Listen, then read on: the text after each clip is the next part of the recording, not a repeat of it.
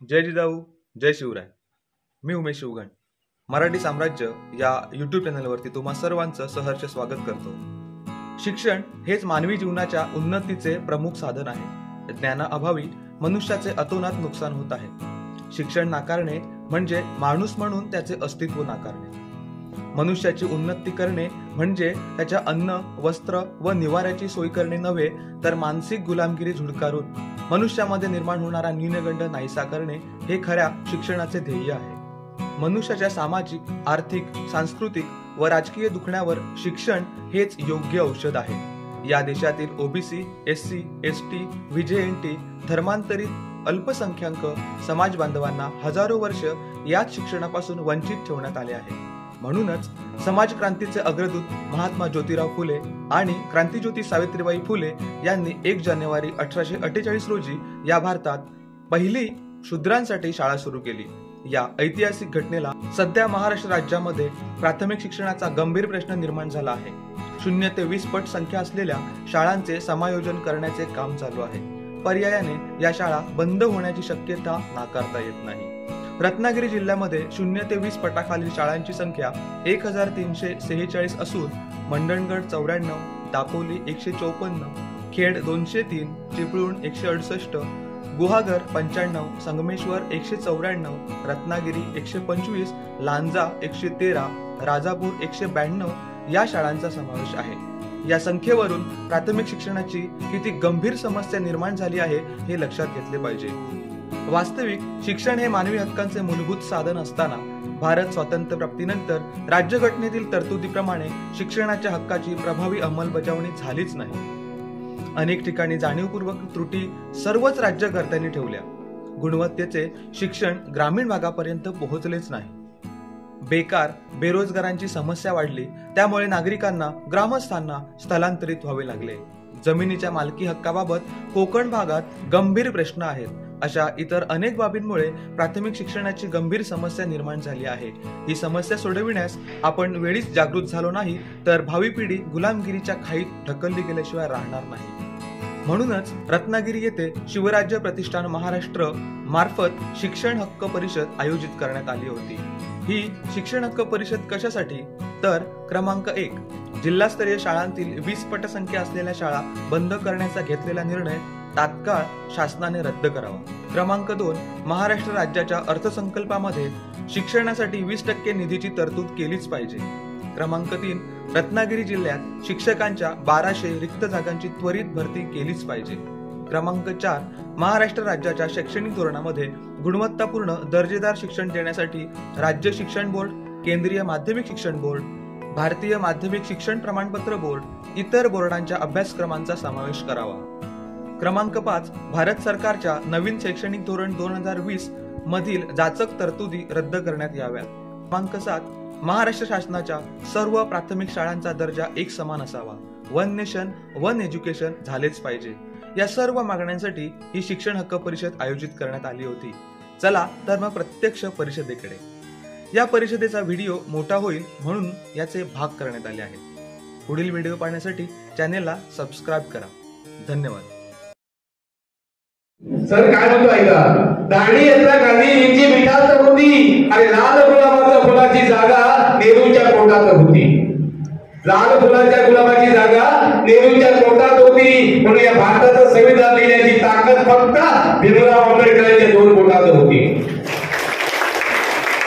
हे अधिकार आहे. आता वाद का गुरगुरू लागले? संविधानाला अधिकार दिलेला आहे आणि त्याच्याविषयी कोण म्हणतोय? काय झाडी काय डोंगर, काय ते हटील मी पाहिलं. काय डोंगर, काय झाडी काय डोंगर, ते पाहिलं मी हाटीलं आणि महाराष्ट्राचे प्रश्न जटिल. पण ज्यांचं भाषण आणि मार्गदर्शन तुम्हाला ऐकून वाटेल कौतुक वाटील, त्यांचं मार्गदर्शन आणि भाषण ऐकून तुम्हाला कौतुक वाटील. आता आमचे सर्व मार्गदर्शक, विचारवंत, नागरी समाजाचे भूषण आपल्या समोर येत आहेत CA निलेश पाटील.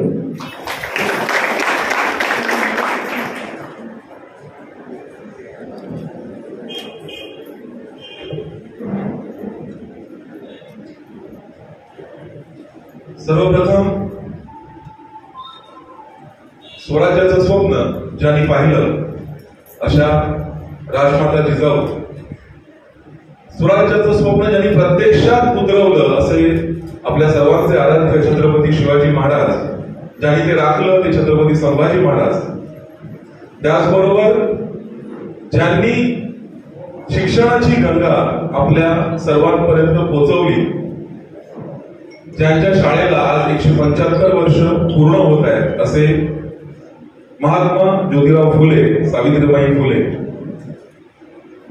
आपल्या सर्व कसणाऱ्या आपण इथले सगळे, आपण जो बहुजन वर्ग आहे हा शेतकरी वर्ग आहे, 12 बलुतेदार वर्ग आहे. या कसणाऱ्या शेतकऱ्याला ज्यांनी जमिनीचा अधिकार मिळवून दिला, कुळ कायद्याचे जनक आपल्या कोकणचे सुपुत्र अप्पासाहेब नारायण नागू पाटील.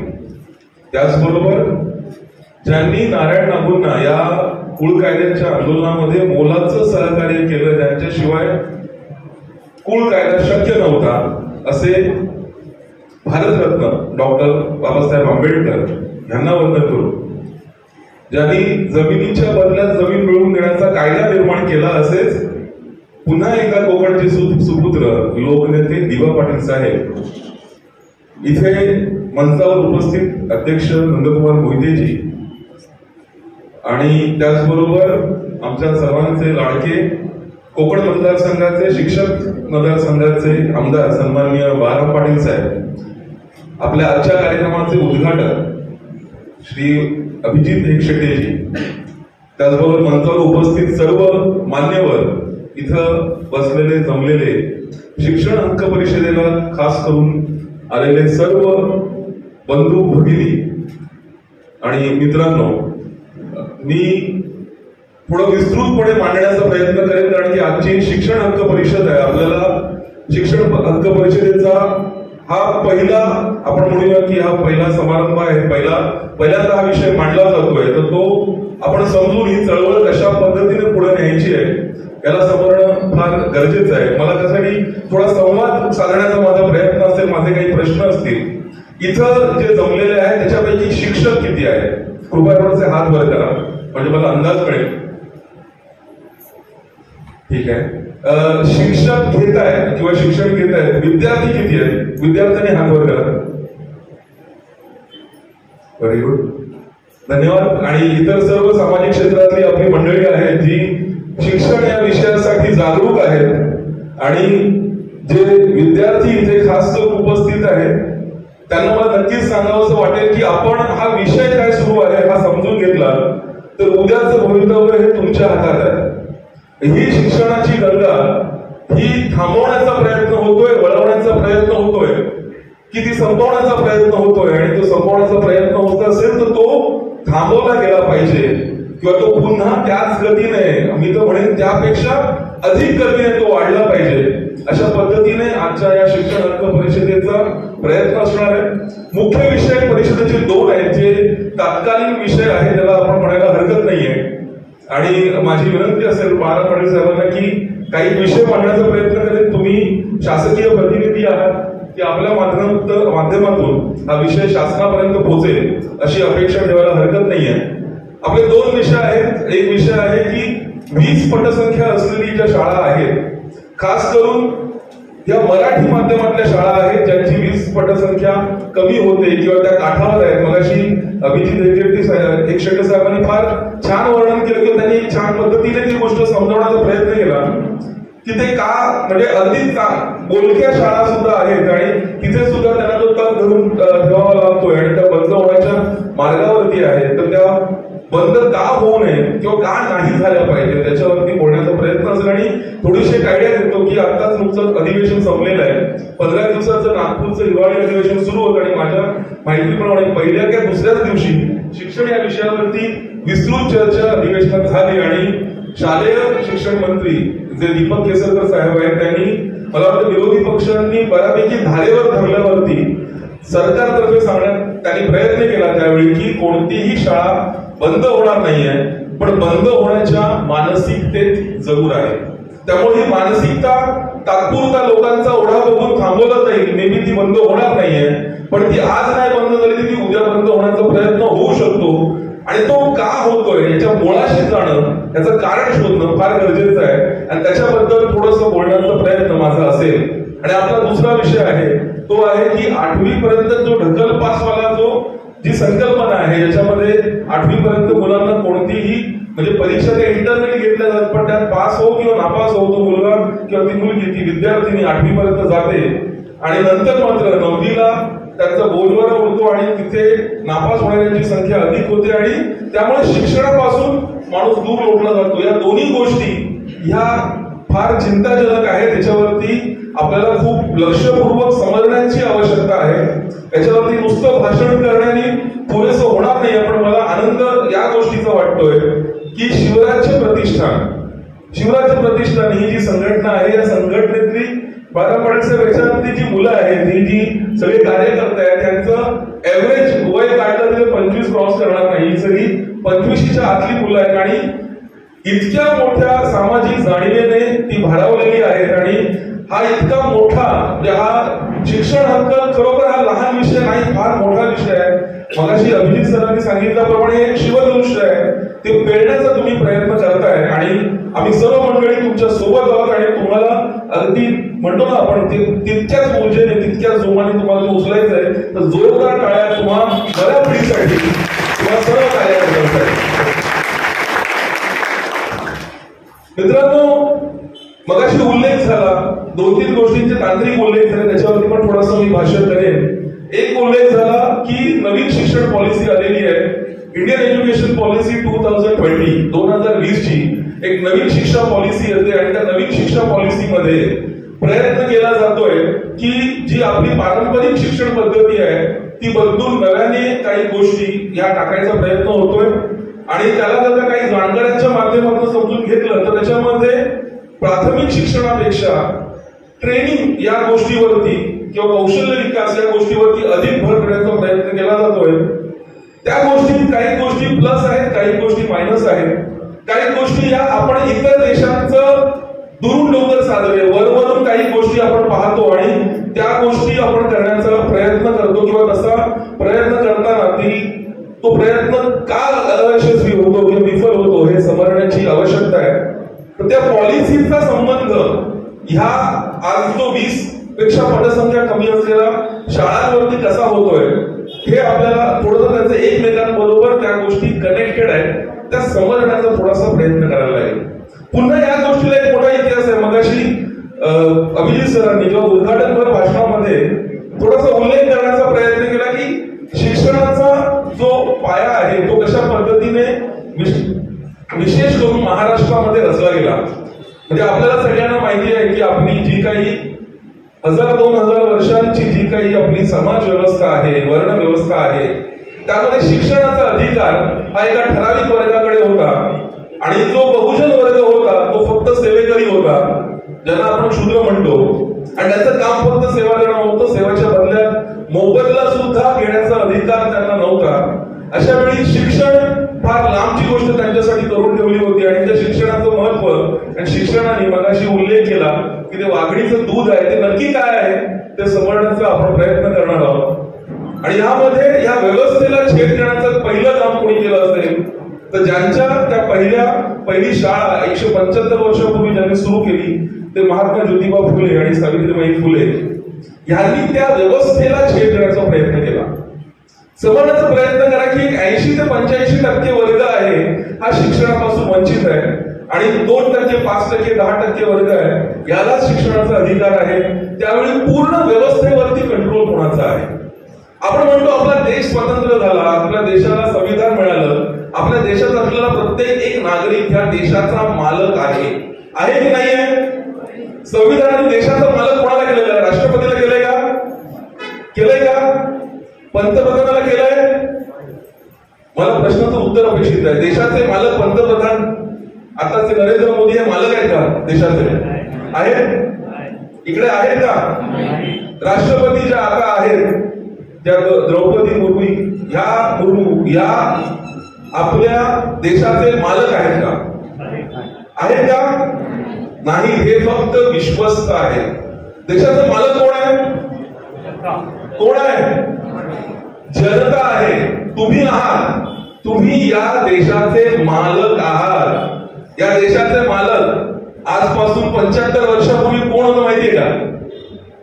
कोण होतं देशाचं मालक 75 वर्षापूर्वी? इंग्रज होते, राणी व्हिक्टोरिया या देशाची मालक होती. माहिती आहे? नाही माहिती? मला थोडंसं उत्तर अपेक्षित असेल. आजपासून 75 वर्षापूर्वी या देशाचं मालक कोण होतं? कोण होतं? इंग्रज होते ना? इंग्रज होते, इंग्रजांची राणी होती. आणि त्या गुलामगिरीतून आपले अनेक जे हुतात्मे झाले, अनेकांनी रक्त सांडवलं, त्या मंडळींच्या नंतर आपल्याला स्वातंत्र्य मिळालेलं आहे हे आपण लक्षात घेतलं पाहिजे. आणि इथे मालकांना का जागा व्हायची आवश्यकता आहे त्याच्याबद्दल थोडंसं इतिहासात डोकावण्याचा मी प्रयत्न करणार आहे. आज 175 वर्ष पूर्ण होत आहेत या बहुजन शिक्षण व्यवस्थेचा पायाभरणी कार्यक्रमाला, जो महात्मा ज्योतिबा फुलेंनी 1848 मध्ये जी पहिली शाळा सुरू केली ती 1 जानेवारी 1948 साली होती. आणि आज 1 जानेवारी 2023 ला त्याला 175 वर्ष पूर्ण होत आहे. आणि बरोबर 155 वर्षापूर्वी अशाच एका देशामध्ये एक पायाभरणी झाली शिक्षणाची. आणि तो देश दुसऱ्या महायुद्धाच्या सुरुवातीसाठी कारणीभूत ठरला. तो देश आज जगातला सर्वात कमी क्षेत्र असलेला, अधिक लोकसंख्या असलेला, तरीही जगावरती जवळपास राज्य करतो, तरी कोणाला फार नजरेत येत नाही. कारण की अमेरिका, चीन वगैरे यांची नावं नेहमी लोकांच्या नजरेत येतात. पण एक देश आहे जो सर्वांगाने जो डेव्हलप झालाय, तो देश कोणता माहितीये? तो देश आहे जापान. येतं लक्षात? जापान हा एक लहानगा देश, ज्याची जी भूमी आहे ती महाराष्ट्रापेक्षा पण कमी आहे, ज्याची लोकसंख्या महाराष्ट्रापेक्षा पण जास्त आहे. पण तो देश, तो आज 5 ट्रिलियन इकॉनॉमीचा देश आहे. तो देश जो आहे त्याची शिक्षण व्यवस्थेचा पाया सुद्धा 175 वर्ष पूर्ण नाही झाली त्याला. येते लक्षात? थोडंसं इतिहास समजूया इतर देशांचा. का? कारण की साहेब जी नवीन पॉलिसी आणण्याचा प्रयत्न झालाय ना, त्या नवीन पॉलिसीमध्ये ज्या गोष्टी उचलल्या, म्हणजे आपल्याला बऱ्याचदा आपण दुसऱ्याकडनं अशा गोष्टी इम्पोर्ट करतो की इकडे काहीतरी चांगलं चाललंय घ्या, इकडे काहीतरी चांगलं चाललंय घ्या.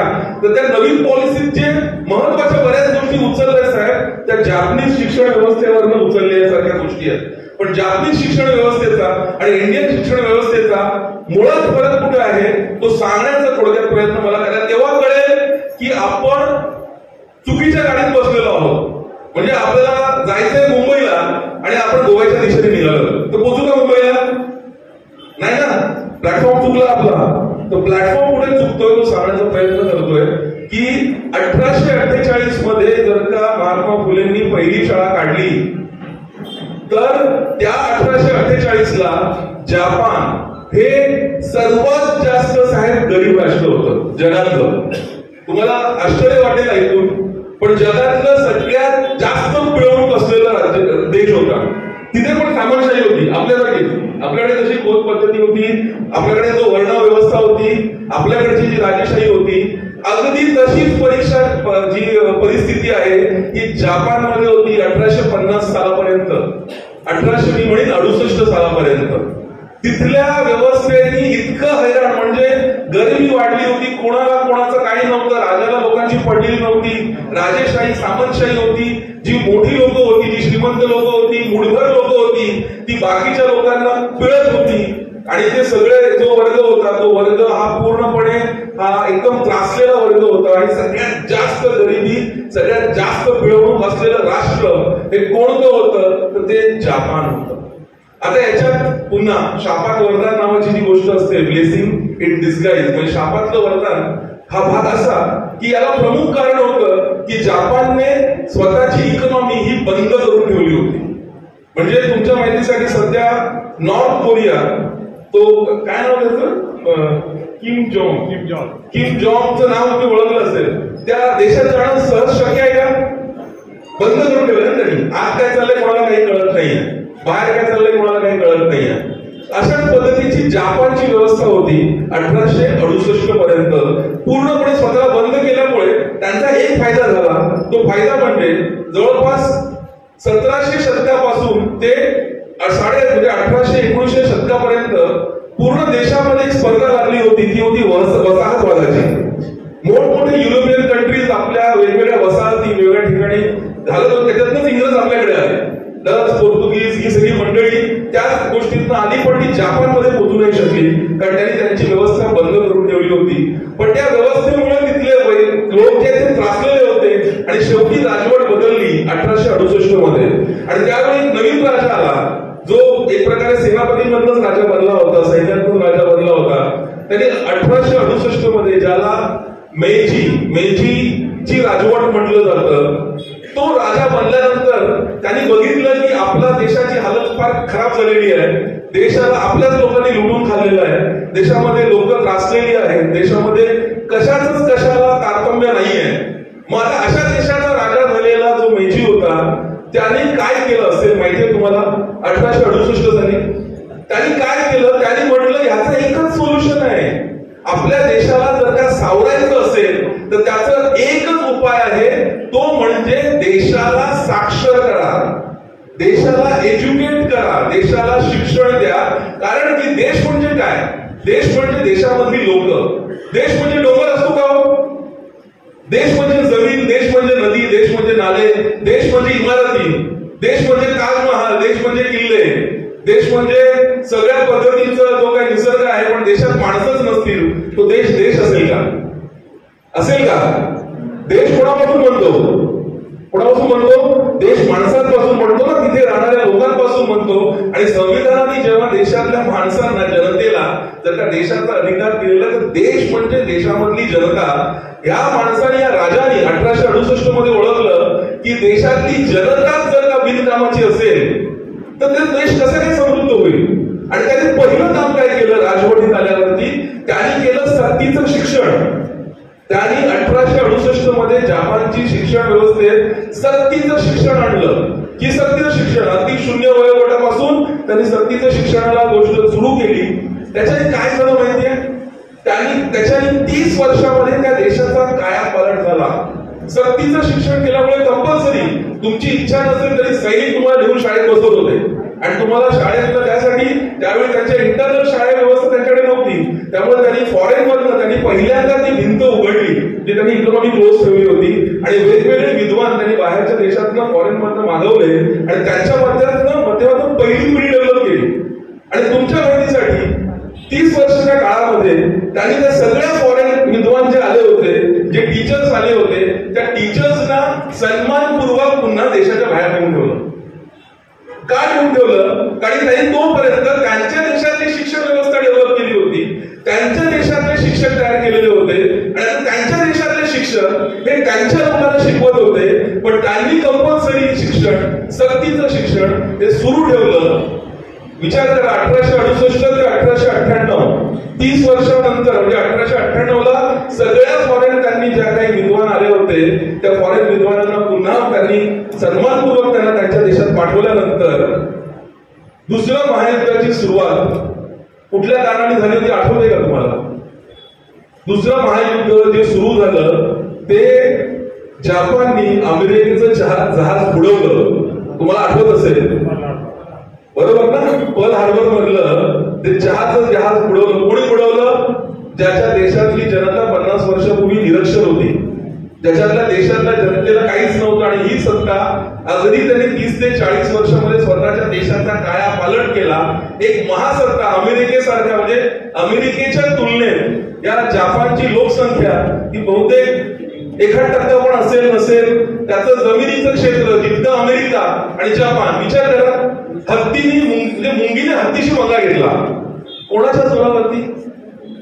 तुमच्या विद्वत्तेच्या जोरावरती. त्यांच्या इंटलेक्च्युअल, त्यांच्याकडे जी लोक होती, त्यांची जी बुद्धिमत्ता होती, त्या बुद्धिमत्तेच्या जोरावर त्यांनी तो पंगा घेतला. काही ठिकाणी त्यांना तो नुकसान सहन करावा लागला. हिरोशिमा नागासाकीवरती जेव्हा ते बॉम्ब हल्ला झाला, दुसरं महायुद्ध संपलं, पण त्यानंतर पण ते थांबले नाही. सगळ्यात जास्त नुकसान या दुसऱ्या महायुद्धात जर का कुठल्या देशाचं झालं असेल तर तो जपान होता. तो जपान त्याच्यातनं पण उभा राहिला. आणि आज जगात जवळपास, म्हणजे इतका छोटा देश सुद्धा 3ऱ्या क्रमांकावरती आहे तुमच्या जीडीपीच्या बाबतीत. 5 ट्रिलियन इकॉनॉमी आहे त्याची. आणि तुम्हाला माहिती आहे त्याचं जर का पर कॅपिटा, म्हणजे पर मानसिक उत्पन्न जर का काढायचं झालं तर तो किती आहे माहितीये का? तो आहे $42,000 पर वर्ष. म्हणजे किती आहे माहिती आहे? जवळपास एक 35 ते 40 लाख रुपये पर माणशी त्यांचं वार्षिक जीडीपीचं उत्पन्न आहे. 35 ते 40 लाख रुपये पर माणशी, पर व्यक्ती हे त्यांचं उत्पन्न आहे दरडोई, पर कॅपिटा जीडीपी. भारताचा किती आहे माहितीये का? भारताचा किती आहे? भारताचा आहे फक्त ते 42,000 USD, आपण 7,000 USD. येते लक्षात? आपलं उत्पन्न किती असेल? 7 लाख ते 40 लाख, आपण 7 लाख. पण आपण कॉपी कोणाला करतो माहितीये? आपण कॉपी करतोय जापानला. कारण की जापानमध्ये त्या पद्धतीने नवीन तिथल्या लोकांना त्यांना म्हणायचं तुम्ही 10वी पर्यंत वाट बघत बसायची नाहीये, की माणसाला कशामध्ये इंटरेस्ट आहे हे समजण्यासाठी मुलं डेव्हलप झालेली आहेत. मुलांना कळतं त्यांचा इंटरेस्ट कशात आहे. अगदी पहिलीपासूनच सुरुवात करा, प्राथमिक पासूनच सुरुवात करा, माध्यमिक पासूनच सुरुवात करा. अशा आशयाचं थोडंसं वेळ मला वाटते शासकीय व्यवस्थेमध्ये काही बसलेल्या विद्वानांना लागलेलं आहे. पण फरक लक्षात घ्यावं लागेल आपल्याला की त्यांनी त्यांच्या देशाला 100% साक्षर आज